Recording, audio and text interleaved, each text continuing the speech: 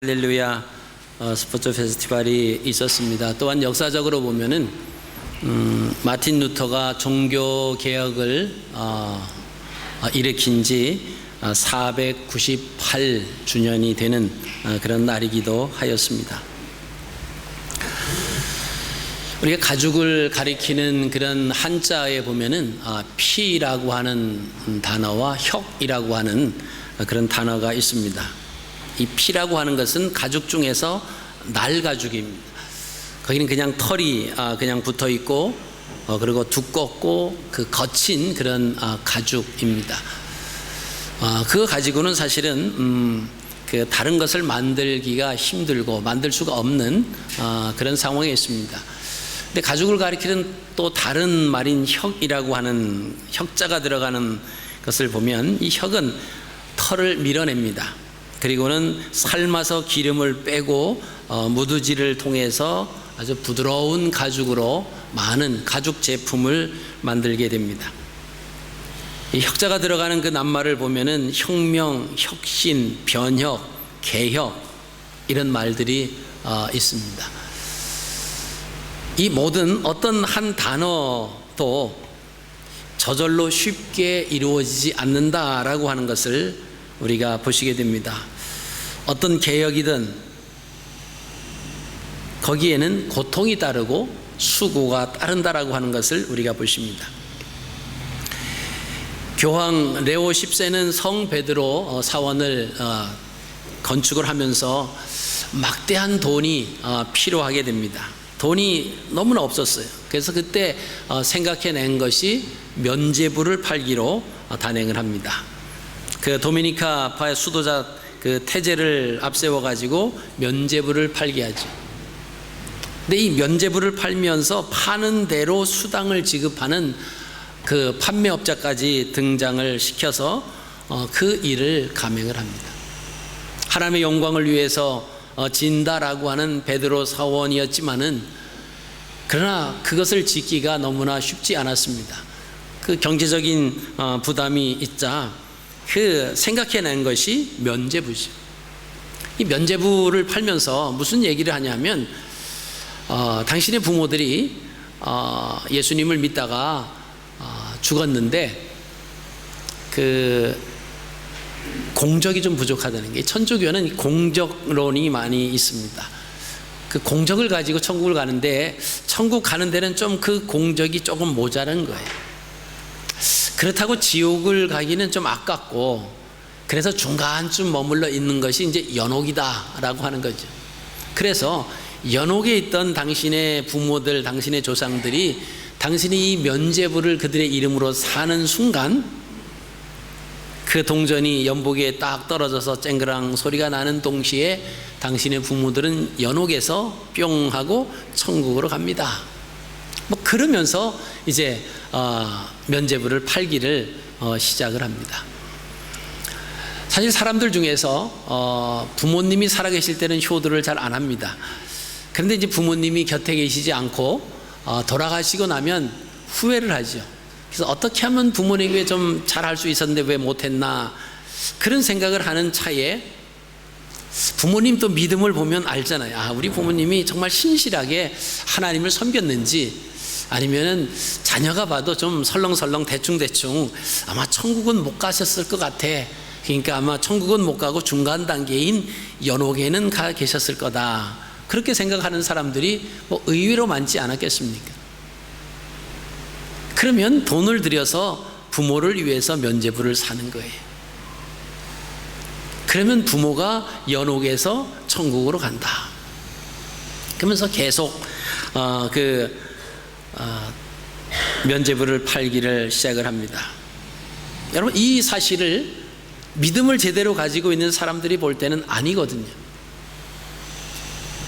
더욱이 루터는 이 고행과 어떤 공적을 통해서 천국을 가는 것이 아니라 하나님 말씀을 보니까 믿음으로 말미암아 구원을 받는 건데, 우리의 고행과 어떤 선행을 통해서 그 쌓여지는 공적을 통해서 천국은 가는 것이 아니다라고 하는 거죠. 그것을 말씀을 통해서 깨닫습니다.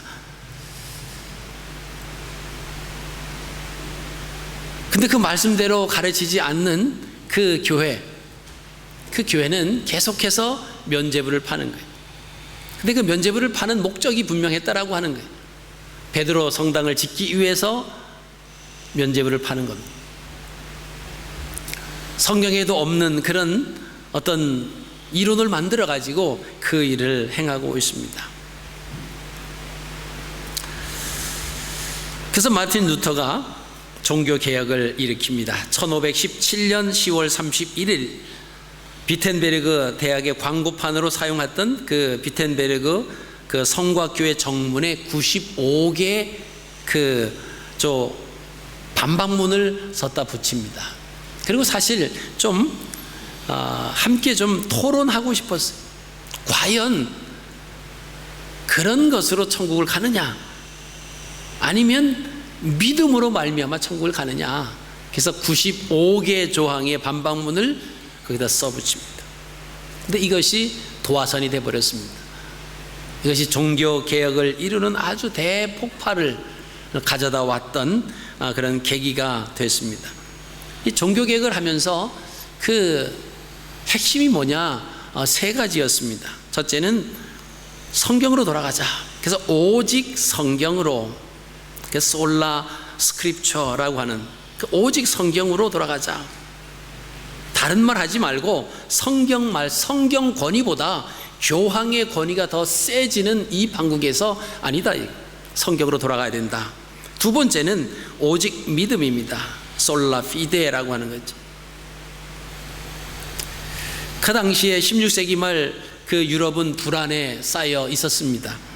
그래서 흑사병으로 유럽 인구가 3분의 1이 죽는 일이 일어났고요. 1453년에는 기독교 국가였던 동로마 제국이 이슬람 세력에 의해서 멸망을 당하게 되니까 더 불안에 빠지게 됐습니다. 그러니까 사람들이 성자 숭배, 면죄부 이런 것에 의존을 하게 됩니다. 불안하니까 일단 이것이라도 사가지고 천국 티켓을 좀 사보자, 이러한 상황이 있었죠. 그래서 오직 믿음으로다. 솔라 피데, 오직 믿음으로. 또 세 번째 원리가 뭐냐면 오직 은혜로, 솔라 그라티아라고 하는, 이 그라티아라고 하는 것은 그레이스라고 하는 오직 은혜로라고 하는 그런 별칭입니다. 그 당시에 로마 카톨릭은 공로신학, 공적설이죠. 이것이 지배적이었습니다. 그러니까 하나님의 은혜보다 이 공로 이것이 더 커져 있는 그런 상황에서 마틴 루터가 세 가지 원리를 내세웠습니다. 그것이 오직 성경으로, 오직 믿음으로, 오직 은혜로. 오직 성경과 믿음과 은혜가 아니면 아무것도 될 수 없다라고 하는 거예요. 그 이외에 다른 것을 만들어서 면죄부를 팔고 그러는 것은 잘못됐다. 여러분, 오늘날도 우리가 믿음 안에서 살지 아니하면 이렇게 잘못된 쪽으로 기울어져 나갈 때가 많이 있다라고 하는 것입니다. 우리가 하나님 앞에 나와서 예배를 드린다라고 하는 것은 하나님을 높여드리는 겁니다. 하나님 앞에 영광을 돌려 드리기 위해서 하나님을 위하여 우리가 제단을 쌓는 것입니다.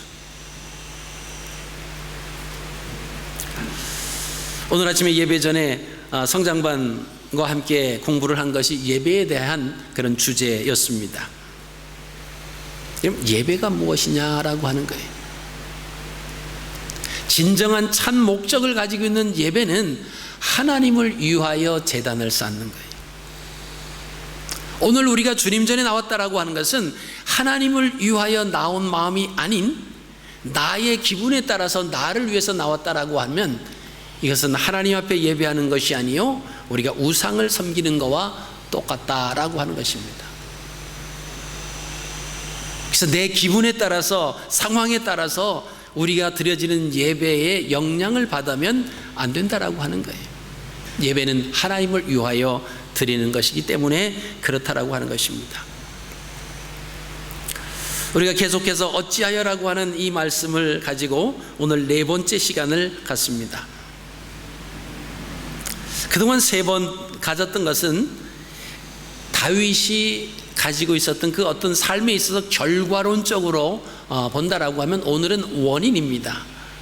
하나님께서 다윗이 어떠한 일을 했길래, 무슨 일 때문에, 어떠한 이유 때문에, 어떠한 원인 때문에 하나님께서 그에게 어찌하여라고 하는 그런 말씀을 하셨는가라고 하는 것입니다. 여러분, 다윗은 하나님으로부터 받은 바 은혜가 컸습니다.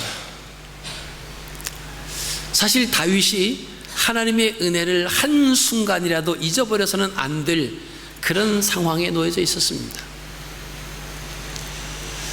그는 이새의 아들 중에서 8번째 말째로 태어났습니다. 말째에게는 아무런 분깃도 없어요. 그리고 그는 양을 치는 목동이었습니다. 그 당시에 직업 중에서 목동은 가장 선한 그런 직업 중에 하나였습니다. 그리고 목동은 임금 중에서 남의 양을 치는 목동이 있고 자기 양을 치는 목동이 있었는데, 자기 양이 없으면 다른 사람의 양을 쳐주는 그런 목동도 있었습니다. 그랬을 때에 그 품삯을 따졌을 때 이 목동의 품삯은 다른 근로자에 비해서 가장 저렴한 품삯을 받는 것이 목동이었다라고 하는 것입니다. 그러니까 사회적으로 볼 때 목동이라고 하는 신분은 존경받을 수 있는 그런 신분이 아니었다라고 하는 겁니다. 그 상황에서 하나님께서 다윗을 들어서 이스라엘의 왕으로 삼아 주셨습니다. 사울에게 죽을 뻔한 고비도 여러 번 겪었지만 하나님께서 그때마다 피할 길을 허락해 주시고 견딜 수 있는 힘을 주시고 먹을 것, 입을 것 하나님이 이끌어 주셨던 것을 보게 됩니다. 그런데 왕이 되고 나서 하나님의 은혜를 저버렸다라고 하는 것입니다. 다윗의 경우를 보면 예수 믿는 사람들의 삶이 얼마나 중요한가라고 하는 것을 우리가 깨닫게 됩니다. 한순간이라도 잘못 살지 말아야 되겠다라고 하는 결단을 우리에게 가져다 줍니다. 모든 것을 다 보고 듣고 알고 계시는 하나님을 의식하면서 살아야 되는데, 아마 다윗이 범죄했을 그 당시는 아마 이 다윗은 그 모든 눈이 가려진 것 같습니다. 모든 것을 보고 듣고 알고 계신다라고 하는 그 하나님에 대한 주권을 붙잡고 있지 못했다라고 하는 것입니다. 그래서 하나님께서 다윗에게 어찌하여라고 하는 그런 말씀을 하십니다. 부정적인 의미였죠. 하나님을 실망시켜서는 안 되는 사람이 하나님을 실망시키는 일을 했기 때문에 하나님께서 다윗을 향하여 어찌하여라고 하는 그런 말씀을 하십니다. 그런데 오늘 사무엘하 11장 10절 말씀에도 다윗이 우리아에게 어찌하여라고 하는 단어를 쓰고 있는 것을 우리가 보시게 됩니다. 이것은 우리아가 다윗을 실망시켰다라고 하는 이유에서 썼습니다. 하나님이 다윗에게 어찌하여라고 하는 이 말씀을 하신 것과 다윗이 우리아에게 어찌하여라고 하는 말하는 그것은, 그 뜻은 반대적인 것입니다. 하나님께서 다윗에게 어찌하여라고 말씀하신 것은 다윗이 하나님의 뜻을 거역하는 겁니다. 다윗이 하나님을 실망시킨 겁니다. 다윗이 옳지 못한 일을 행했다라고 하는 겁니다. 그때에 하나님께서 다윗에게 향해서 어찌하여라고 하는 단어를 쓰셨습니다. 근데 오늘 본문에 나오는 이 다윗이 우리아에게 어찌하여라고 하는 이 단어를 쓴 것은 우리아가 불의한 일을 행했기 때문이 아니라 우리아가 볼 때에 옳은 길을 택했어요. 다윗은 우리아가 옳은 길을 행하는 것을 보고 그것이 못마땅해서 어찌하여 내 죄를 덮으려고 하는데 내가 덮지 못하느냐라고 하는 선을 행하는 우리아에게 어찌하여라고 하는 이야기를 했다라고 하는 것입니다. 그러니까 그 차이는 다르다라고 하는 것이죠. 다윗은 자신이 우리아의 아내 밧세바에게 저지른 악을 감추기 위해서 우리아를 상대로 3번에 걸친 그런 악한 계획을 세우는 것을 우리가 오늘 본문 말씀을 통해서 보시게 됩니다. 오늘 본문 말씀 8절 말씀을 보시면 다윗의 1차적인 계획이 있습니다. 자기의 치부를 가리기 위해서, 자신이 저지른 악을 합리화시키기 위해서 우리에게 이런 명령을 내립니다. 8절입니다. 그가 또 우리아에게 이르되 내 집으로 내려가서 발을 씻으라 하니 우리아가 왕궁에서 나가매 왕의 음식물이 뒤따라가니라. 여러분, 이 말씀만 보면 다윗이 우리아를 아주 많이 사랑하는 것처럼 보여집니다. 그러나 반대입니다. 다윗은 자신의 속내를 지금 숨기고 있는 것입니다. 자신의 악을 숨기려고 하고 있습니다. 어떻게 보면 광명한 천사의 모습으로 지금 우리아를 대하고 있다라고 하는 것입니다. 그리고 우리에게 그렇게 얘기합니다. 집에 가서 아내와 편히 쉬어라, 이 명령을 내립니다. 여러분, 우리아가 어떻게 반응을 했습니까? 9절입니다. 그러나 우리아는 집으로 내려가지 않았다. 그리고 왕궁문에서 주의 모든 부하들과 더불어 잠을 잤다라고 하는 것입니다. 우리아는 다윗의 명령을 따르지 않았다라고 하는 것입니다. 여러분, 이것은 불순종이 아닙니다. 어떻게 보면 충성심에서 나온 행동이다라고 하는 것이죠. 왜? 선을 선택한 행동이었기 때문에 그렇습니다. 자, 그 우리아의 행동에 대해서 다윗이 10절 말씀에 어떻게 반응했는지를 또 나옵니다. 어떤 사람이 다윗에게 아뢰되 우리아가 그의 집으로 내려가지 아니하였나이다. 다윗이 우리아에게 이르되 내가 길 갔다가 돌아온 것이 아니냐, 어찌하여 내 집으로 내려가지 아니하였느냐.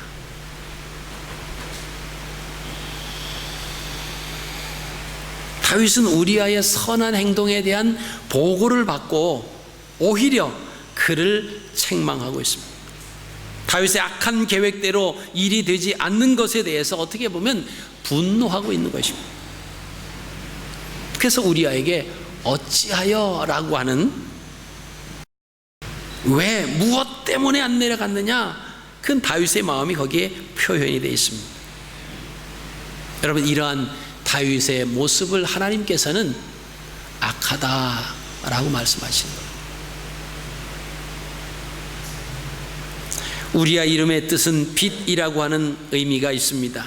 그의 삶을 한 번에 우리가 파악할 수 있을 정도로 빛된 삶이다라고 하는 거죠. 우리아는 다윗의 충성된 군인이라고 표현합니다. 그래서 우리아는 암몬성 랍바를 빼앗기 위해서 치열한 전쟁터에 나가서 지금 싸움을 하고 있습니다. 그 랍바성은 천의 요새로 돼 있어서 참 점령하기가 쉽지 않은 그런 성입니다.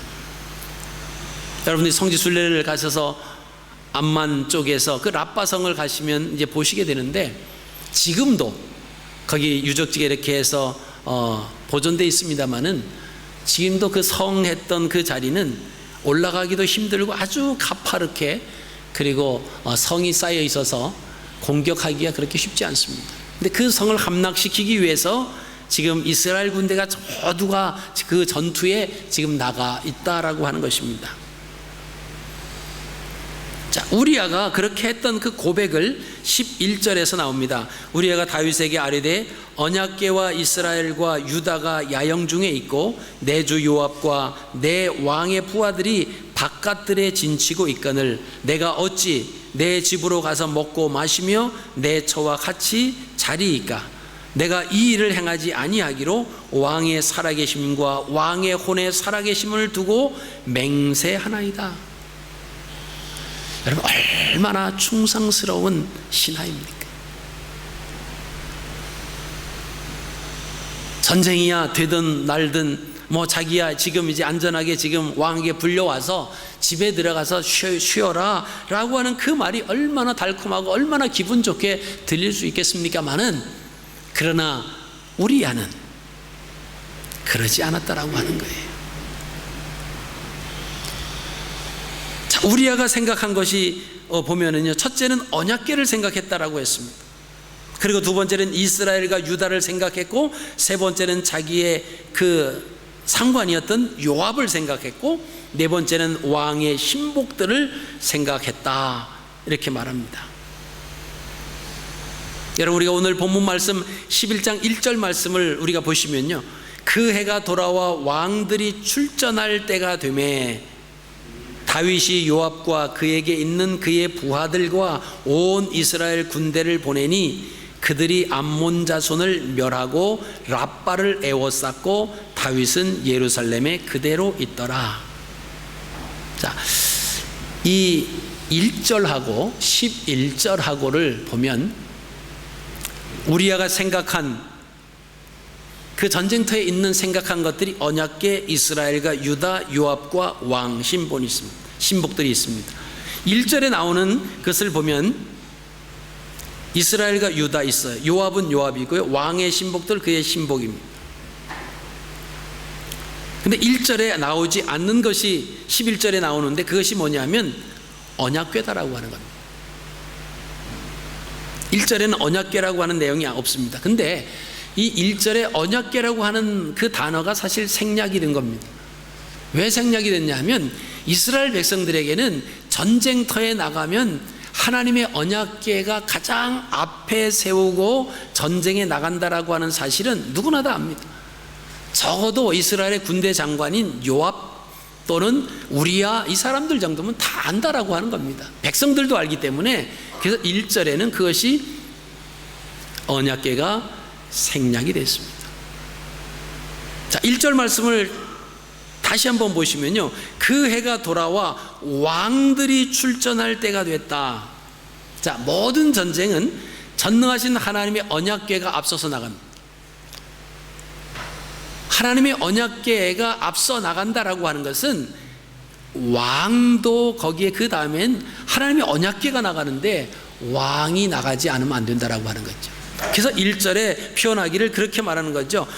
그 해가 돌아와 왕들이 출전할 때가 됐다. 근데 1절 마지막 부분에는 다윗은 예루살렘에 그대로 있더라 라고 하는 것입니다. 벌써 11장 1절부터 뭐가 문제가 생기겠구나 라고 하는 여운을 우리에게 던져주는 겁니다. 왜요? 왕들이 출전하는데 다윗은 왕인데 예루살렘에 그대로 있었다라고 하는 것은 뭔가 석연치 않다라고 하는 것입니다.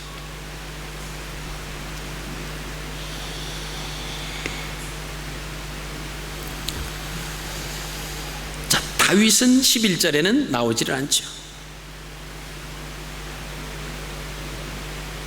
아마 이 모습은 어떻게 보면 우리가 창세기 나오는 가인의 모습과 비슷할 수도 있습니다.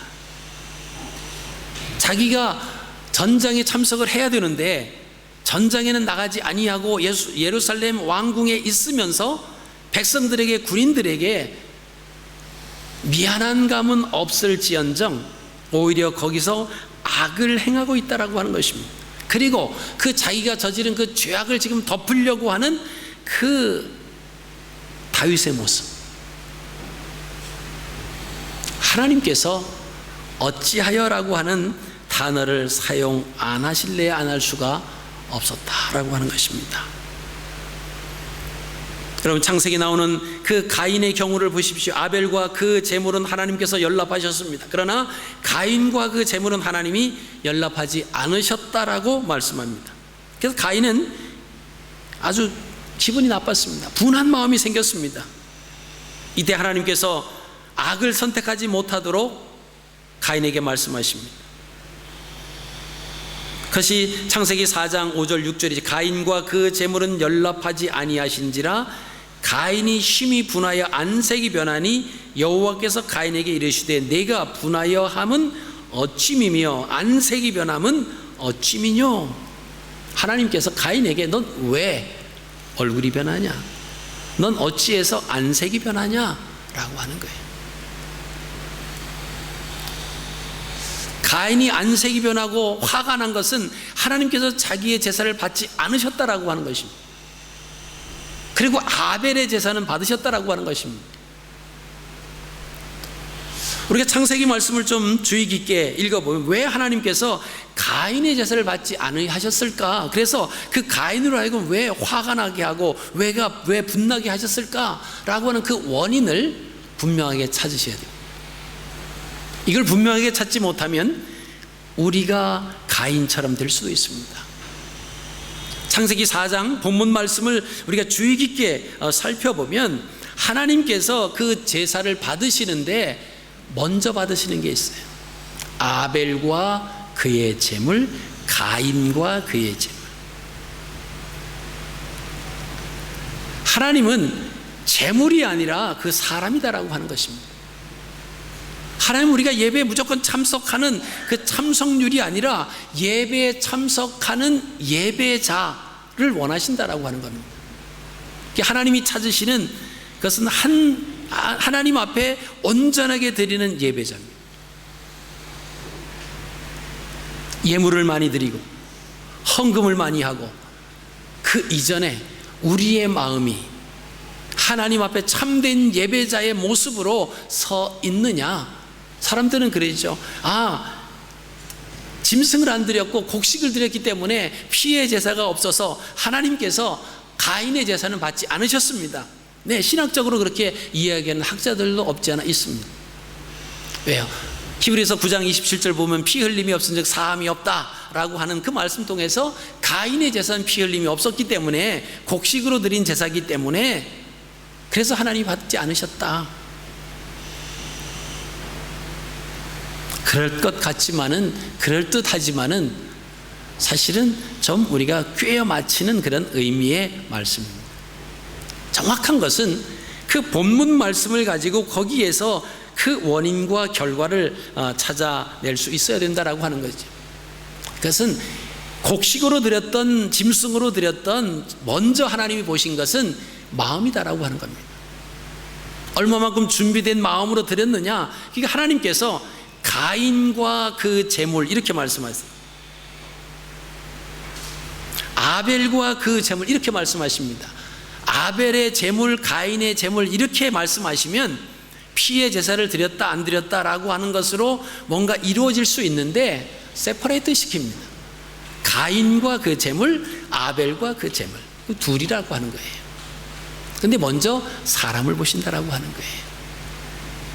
그러니까 가인은 하나님 앞에 예배하는 태도와 예배하는 마음 자세부터 하나님 마음에 들지 않았다라고 하는 것이죠. 그래서 하나님은 가인의 제사를 받지 않으셨습니다. 큰 일을 행하기 전에 하나님께서 가인을 만나 주시는 겁니다. 내가 분하여 하면 어찌미며 안색이 변하면 어찌미냐 이렇게 말씀하시는 거죠. 왜요? 그 분함으로 인해서 자기 동생을 죽일 수도 있으니까 막아주시는 겁니다. 깨닫게 해주시는 거예요. 여러분, 다윗이 우리아를 자기 집으로 내려보내려고 할 때 이 우리아가 이스라엘의 진영이 하나님의 법궤가 요압이 왕의 신복들이 밖에 있는데 내가 어찌 집으로 들어가서 편히 쉴 수 있겠습니까? 이 말은 다윗을 향한 양심에 대한 하나님의 호소였습니다. 깨달아야 되니까. 우리아의 아내 바스바는 범했지만 더 나가서 더 큰 죄를 범하지 않게 하기 위한 하나님의 경고 메시지였다라고 하는 거예요. 근데 다윗은 깨닫지 못해. 내 안색이 변하고 내가 그렇게 됨이 어찌미냐라고 하는 하나님의 그 음성에 가인이 깨닫지 못하고 그 다음 단계의 일을 행하는 것과 똑같다라고 하는 것입니다.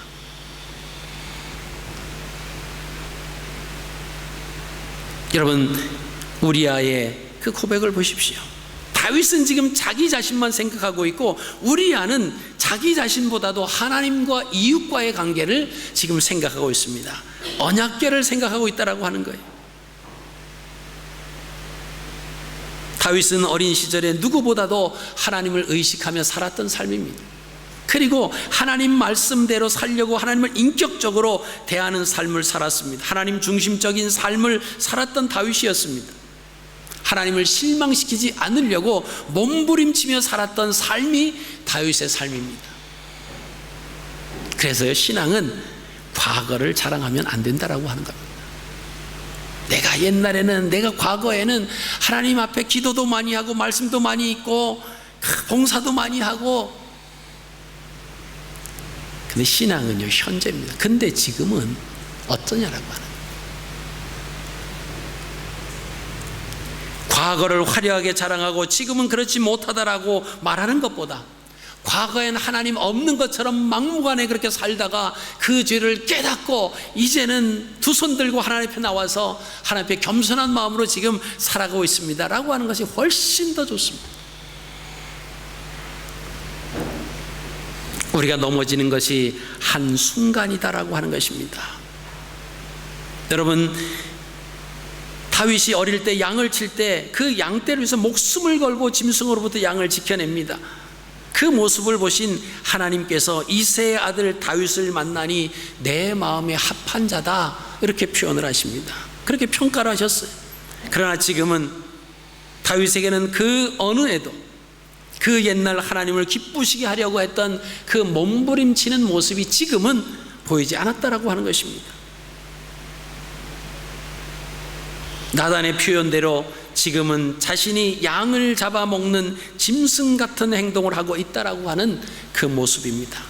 여러분, 언약궤가 밖에 있는데 나는 방 안에서 편히 쉴 수 있습니까? 이거예요. 이스라엘 백성들이 하나님의 성전을 재건하기 위해서 바벨론으로 포로로 잡혀갔다가 70년이 찬 후에 바사왕 고레스 원년에 포로 귀환령을 내립니다. 돌아와서 하나님의 성전을 재건하려고 하다 보니까 방해하는 일들이 생겼어요. 그래서 하나님의 성전을 재건하지 못하고 스톱해서 계속 지납니다. 14년, 15년 지나는데도 하나님의 성전 재건할 생각은 안 해요. 하나님의 성전 다 무너졌습니다. 재건하기 위해서 온 목적이 상실되어 있습니다. 그때 학계 스가랴 선지자가 나타나서 외치죠. 너희의 집은 평안한 집이고 너희의 집은 판박이 집인데 하나님의 집은 다 허물어져 있는데 너희 마음이 편하냐?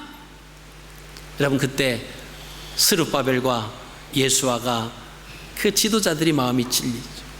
그렇지, 우리가 온 목적이 뭐냐? 그래서 4년에 걸쳐서 하나님의 성전을 재건을 합니다. 때로는 하나님께서 우리가 잘못된 길로, 범죄한 길로 가고 있을 때 우리에게 깨달음을 주시습니다. 여러분, 그 말씀을 듣고 깨달아야 되는 거죠. 하나님의 언약궤는 밖에 있는데 나는 평안하게 방 안에 쉴 수 없다라고 하는 것이 우리아의 고백이었습니다. 두 번째는 이스라엘과 유다를 생각했습니다. 온 군대가 다 출동했다고 1절에 표현되어 있습니다. 그러면 군인들은 다 전장터에 나가 있습니다. 자기도 군인 중에 한 사람인데 자기가 집에 들어와 쉴 수 없다라고 하는 거죠. 여러분, 이런 고백을 할 때 다윗은 자기 마음속에 찔려오는 하나님의 그 날카로운 말씀이 사실은 깨달아지고 느껴졌어야만 됩니다. 그리고 군대장관 요압을 생각했다라고 하는 겁니다. 자기 상관을 생각했다라고 하는 겁니다. 더 나가서 왕에 대해서 충성한다라고 하는 겁니다. 근데 그 우리아의 선한 그 행동이 다윗에게는 해피하지 않다라고 하는 거예요. 왜요? 자기 죄를 지금 덮어야 되는데 이 우리아가 선하게 나가면 나갈수록 자기는 불리해집니다. 그 잘못된 것이 드러날까 봐 불리해진다라고 하는 것입니다. 그래서 2차 계획이 뭐죠? 하루 더 머물러 있게 하는 겁니다. 그래서 12절에 다윗이 우리아에게 이르되 오늘도 여기 있으라, 내일은 내가 너를 보내리라. 우리아가 그날도 예루살렘에 머물렀다라고 하는 것입니다. 그리고 3차 계획을 세웁니다. 13절, 다윗이 그를 불러서 그로 그의 앞에 먹고 마시고 취하게 했다라고 하는 거예요. 돼서 그가 나가서 그의 주의 부하들과 더불어 침상에 눕고 그의 집으로 내려가지 아니하니, 술을 먹고 제정신이 아니면 자기의 집으로 찾아갈 거다, 이 계획을 세웠는데 역시 실패를 합니다. 1차부터 3차까지 다 실패를 합니다. 이제는 더 이상 우리아와 더불어 가기가 불가능하다라고 하는 생각을 합니다. 그리고 결론을 내립니다. 우리야를 전쟁터에서 자연스럽게 죽게 만드는 것입니다. 그래서 요압에게 전쟁터에서 우리야가 죽게 하라고 편지를 씁니다. 여러분, 다윗의 이런 모습을 보면서 우리는 가인을 생각을 합니다. 다윗의 범죄와 가인의 범죄는 비슷한 부분이 많습니다. 다윗이 우리야를 죽이기 전에 우리야를 통해서 간접적으로 하나님의 의도를 전달을 받습니다. 그럼에도 전혀 돌이키지 않습니다. 그러다가 하나님으로부터 어찌하여 라고 하는 그런 책망을 받습니다. 그런 말씀을 정리를 합니다. 오늘 우리가 살다 보면 다윗처럼 가인처럼 우리의 유익을 위해서 악을 선택하려고 할 때가 있을 수 있습니다. 주일날 말씀을 통해서 그것이 하나님을 신망시키는 삶이라고 하는 사실을 우리가 들을 수 있습니다.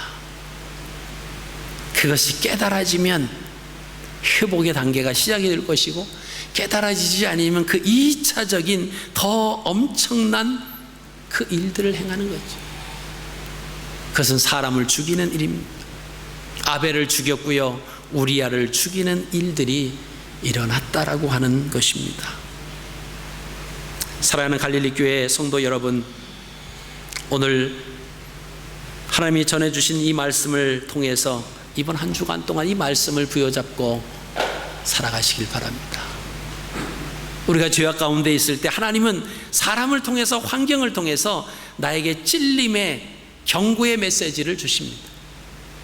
그것을 받아들이지 못한다라고 하면, 거기에 브레이크가 걸리지 아니하면 우리는 계속 갈 수밖에 없죠. 더 큰 하나님을 실망시키는 어찌하여 라고 하는 그 음성을 듣게 됩니다. 우리의 자신들을 뒤돌아보시면서 하나님 말씀을 깨닫고 하나님과 관계가 회복이 되고, 그래서 죄를 사함받고 하나님과 더불어서 승리하시는 거룩하고 복된 한 주간의 삶이 되시기를 주님의 이름으로 축복합니다.